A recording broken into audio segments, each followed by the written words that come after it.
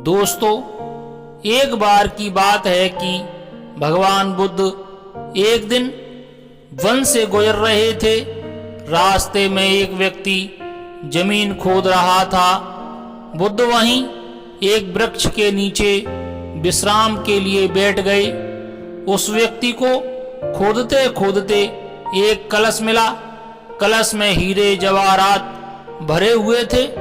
उसने सोचा, आज मेरा भाग्य जाग उठा है। उसने कलश बुद्ध के चरणों में रखा तथा कहा, आपके आशीर्वाद से ही मुझे यह हीरे जवाहरात से भरा हुआ कलश प्राप्त हुआ है। मैं इसमें से कुछ रत्न आपको भेंट करना चाहता हूँ। बुद्ध ने कहा, तुम्हारे लिए यह दौलत है, किंतु मेरी दृष्टि में यह विष के समान है।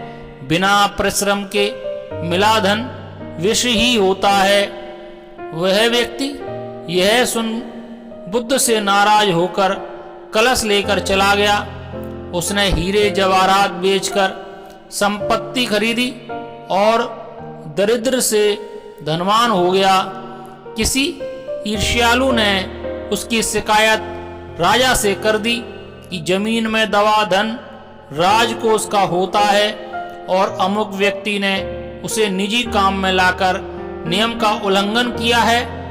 राजा ने उस व्यक्ति को पकड़वाकर बुलवाया और कलश जमा करने को कहा तो उसने सच्ची बात बता दी कि मैंने हीरे जवाहरात बेचकर संपत्ति खरीद ली है।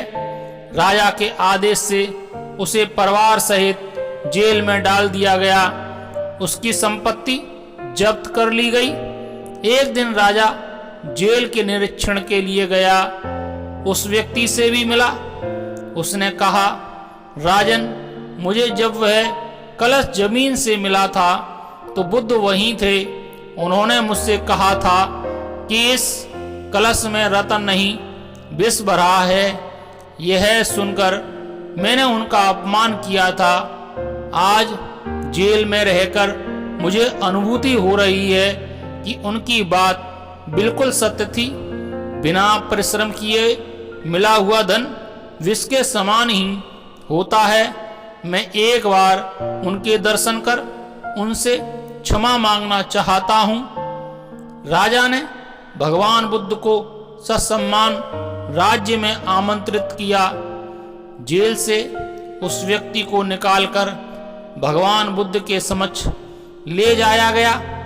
उस व्यक्ति ने बुद्ध के चरणों में बैठकर क्षमा मांगी तथा कहा, आपकी बात सत्य थी। कलश में वास्तव में विष था जिसने मुझे जेल भिजवाया।